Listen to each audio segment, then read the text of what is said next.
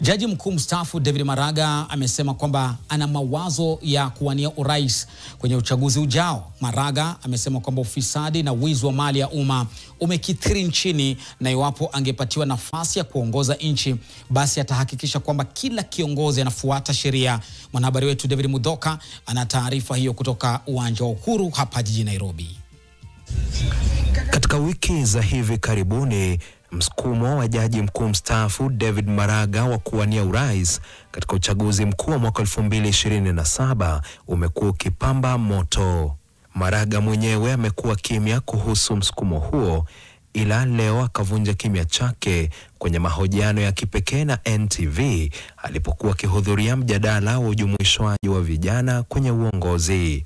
Hapa Maraga akisema kuwa anafikiria kujitosa kwenye kinyang'anyiro. I'm thinking about it and I'm asking you, what type of leader do you want? What type of leaders to the people of Kenya want? What are the issues that the people of Kenya should address going forward? And as I said, this is a political conversation. We are all involved in this conversation to see what can be done for the good of our country. Kwenye kikao cha awali na vijana, Maraga alimsuta Rais William Ruto akidai anaeneza ufisadi. You are given resources that you are to use for the welfare of the people. You take it all to yourself. Now you begin speaking a language, and some people think that some of us didn't go to school. We can't even understand the English they are talking about. They are using. Maraga akiongeza kuwa Ruto alitaka kuwa rais kwa sababu zake binafsi. We are even reading about elongation of presidential terms.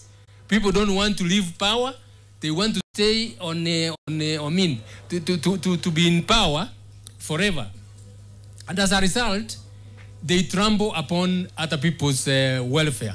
Maraga akisema mambo yangekuwa tofauti sana ikiwa angekuwa kwenye viatu vyake Ruto. If I were to be given the privilege to govern this country, I will get everybody to obey the law.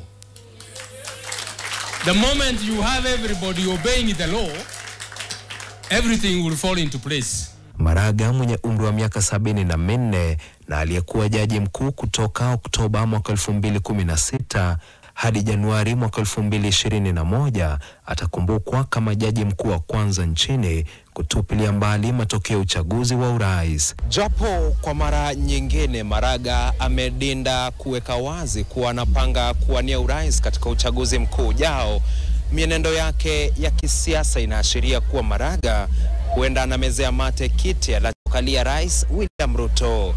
David Mudhoka, NTV, kutoka bustani la Uhuru, Nairobi.